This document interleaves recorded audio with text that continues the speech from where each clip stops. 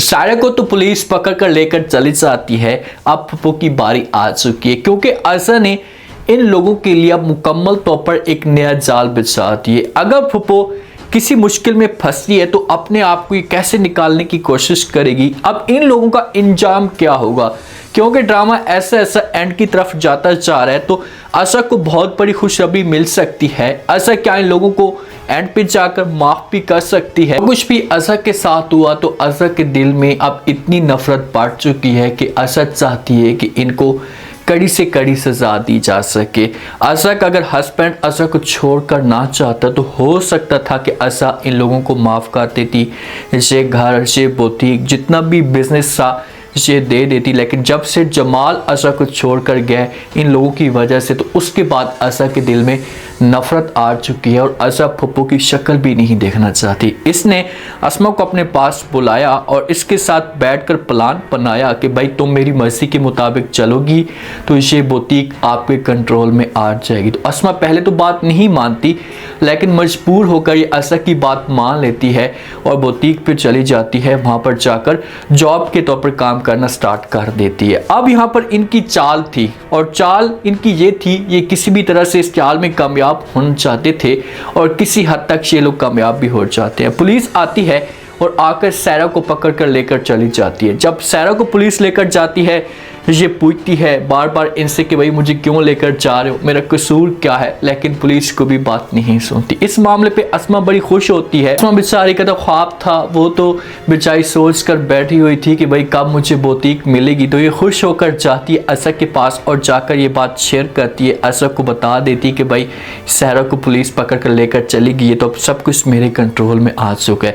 सायरा की जहाँ पर बहुत बड़ी मिस्टेक थी, इसने पूरा का पूरा बिजनेस अस्मा के हवाले कर दिया था और ये बुटीक को टाइम तक नहीं देती थी। ठीक है दुश्मन थी सायरा अस्मा की, लेकिन सायरा को भी यहाँ पर सोचना चाहिए था ना कि भाई मैं ऐसे इंसान के ऊपर यकीन कर रही हूँ जिसका मैंने सब कुछ बर्बाद कर दिया, जिसको मैंने तबाह कर दिया, तो वो बंदा मेरे लिए कैसे फ़ायदे के बारे में सोच सकता है। तो यहाँ पर सायरा को सोचना चाहिए था लेकिन उसने ऐसा नहीं सोचा। जब अज़ा को ये बात कहती है अस्मा तो आगे से अज़ा बहुत ज़्यादा खुश होती हैं और ये जवाब देती है अस्मा को और कहती है कि भाई का सर कुचलने की बजाय इनको बिछाड़ने पे बहुत ज़्यादा मज़ा आएगा और अब इन लोगों का हमेशा के लिए सवाल स्टार्ट हो चुका है। अब तुम देखो कि मैं करती क्या हूँ और कैसे इन लोगों को कड़ी से कड़ी सजा सुनाऊंगी। यहाँ पर भी अस्मा बात कर सकती है, ऐसा के लिए से कह सकती है कि प्लीज़ आपने जो कुछ भी करना है सोच समझ कर करना, कुछ ऐसा गलत मत करना जिस पर आपको भी किसी किस्म का कोई नुकसान हो। अगर आपको कोई नुकसान हुआ तो आपके बच्चे हैं और आपके बच्चे हमेशा के लिए ठोकरें खाएंगे। अस्मा समझदार है और वो जो भी फैसला करती है या जो भी बात करती है वो सोच समझ कर करती है और आशा के मुस्तकबिल को भी वो ख़राब नहीं करना चाहती। अगर यहाँ पर आशा के साथ किसी किस्म का कोई वाक़या पेश आता है जब आशा मुश्किल में फंसती है तो आशा के जो बच्चे होंगे ये हमेशा के लिए दर बदर हो जाएंगे, इनका कोई सहारा नहीं होगा। तो इसी वजह से अस्मा आशा की बात कर सकती है। जो वक्त पुलिस सायरा को पकड़ कर लेकर जाती है तो फुप्पो को पता चलता है तो फुप्पो शोर मचाना शुरू कर देती है।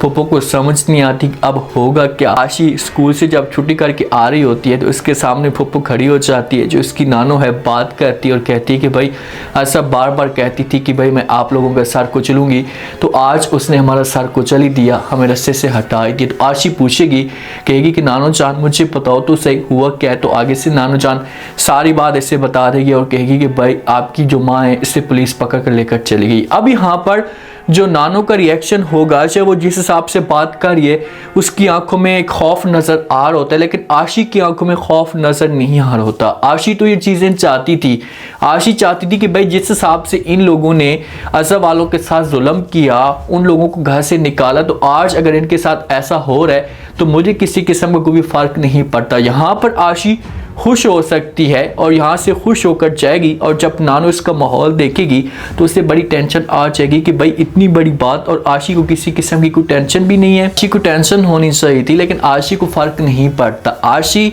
अपनी माँ की निस्बत आशा की ज़्यादा इज्जत करती है और वो चाहती है कि यार आशा के साथ जो जुल्म हुआ है नहीं होना चाहिए था। आशी बीच में कुछ न कुछ अहम किरदार अदा कर रही है, जो एक एक रिपोर्ट इस घर की आशा को जाकर पहुँचाती है। ऐसा आशा के साथ जाकर शेयर करती। अब फुप्पो के पास कोई और हल होता नहीं है, एक बिलाल ही है जिसके साथ ये बात शेयर करती है, या किसी किस्म का कोई मसला आता है तो उसी को जाकर बताती है। तो बिलाल को अपने पास बुलाती है और उसके साथ ये सारी बात शेयर कर देती है कि भाई असरा वालों ने ये सारा का सारा काम किया, हमारे लिए मुश्किलात खड़ी हो चुकी हैं, हमें किसी भी तरह से सारा कुछ है वो पुलिस से बाहर निकालना होगा, अगर वो मज़ीद मुश्किल में फंस गई तो हमारे लिए मसले मसाइल खड़े हो जाएंगे। जब ये बात बिलाल सुनता है तो वो समझाने की कोशिश करता है बुआ को और कहता है कि भाई मैं तो आपको बार बार कहता था कि भाई इनका सर कुचलें, इनको हमेशा के लिए रास्ते से हटाएं, लेकिन आपने मेरी बात तक नहीं मानी। आपने डील की और इनको फिर बुटीक में बुलाया जिसकी वजह से आपके साथ ऐसा हो रहा है। अभी भी आपके पास वक्त है कि आप इनको हमेशा के लिए रास्ते से हटाएं। अगर बिलाल ये बात मनवाता है, बुआ को मजबूर करता है, तो देख लेना कि बुआ फिर मुश्किल में फंस जाएगी, क्योंकि बिलाल अपना मतलब भी निकालना चाहता है। बिलाल को पता है कि भाई मेरे पास ये वक्त है कि मैं इसे अपना मतलब निकाल लूँ, जब मेरा मतलब निकल जाएगा तो फिर मैं इनको किक मार दूंगा। तो इसी वजह से बिलाल इस तरह की बातें कर रहा है। अब बुआ इसकी बात मान लेगी, बुआ तो अंधी हो चुकी है, उसके पास तो कोई और ऑप्शन मौजूद ही नहीं है।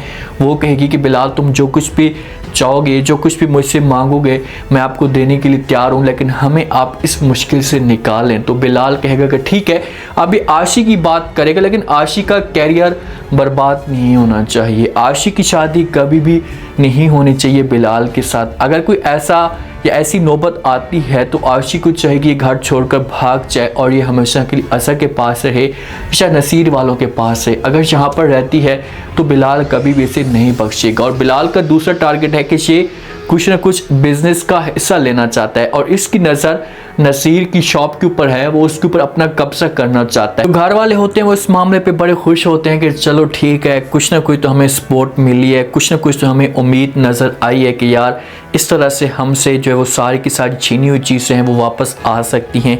बुटीक के ऊपर अब इनका कंट्रोल होना शुरू हो चुका है, थोड़ा सा कंट्रोल हुआ है, ऐसा ऐसा ये मुकम्मल तौर पर कब्जा कर लेंगे। अब दूसरा जो इनका टारगेट है वो है घर। अब घर वाले सारे के सारे खाने की टेबल पे बैठे होते हैं, अस्मा इनके साथ ये बातें शेयर करती है, नसीर भी बहुत ज़्यादा खुश होता है, असर के चेहरे के ऊपर भी मुस्कुराहट होती है।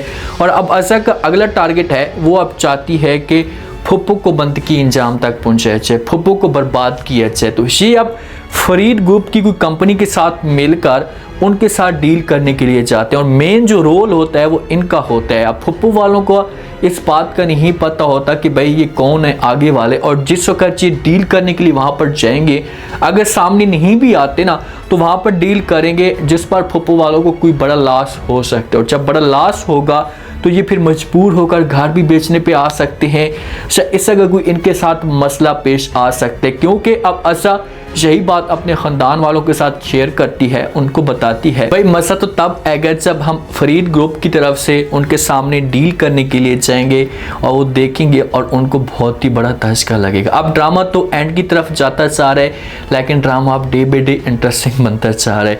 ऐसा का अब हिसाब किताब चुकाने का वक्त आ चुका है, अब इनसे हिसाब किताब लेगी और इनको सजा जरूर देगी। लेकिन देखा जाए ना तो अगर लास्ट एपिसोड तक इनको अपनी गलती का एहसास हो भी जाता है फुप्पो को और सारा को, तो वो आकर माफ़ी भी मांगते हैं। तो आशा इतनी खुले दिल की है कि वो दिल के साथ इनको माफ़ कर देगी, सारे के साथ समझाने की कोशिश करेंगे कि यार जो कुछ भी होना था वो तो हो चुका है, अब इन लोगों को अपनी गलती का एहसास हो चुका है, तो हम अब चाहते हैं कि इनको माफ़ कर दें। तो आशा इनको माफ़ कर सकती है। एक तो ऑप्शन ये है और दूसरा ये हो सकता है कि लास्ट एपिसोड तक आशा की डेथ भी हो सकती है। उम्मीद है आज का रिव्यू, आज के टीजर आप लोगों को पसंद आया होगा। आपने कमेंट सेक्शन में अपनी कीमती लास्ट में आपको क्या लगता है, क्या नेक्स्ट आने वाले के साथ में अब आशा इनके साथ क्या कुछ करेगी, फुप्पो के साथ क्या होगा, क्या सारा जेल से बाहर आ सकती है, अगर कोई इस तरह का कदम सारा उठाने की कोशिश करती है और बाहर आती है तो फिर ये असरा वालों के साथ क्या करेगी, लास्ट में फीडबैक दें और चैनल को भी लास्ट में सब्सक्राइब कर दें।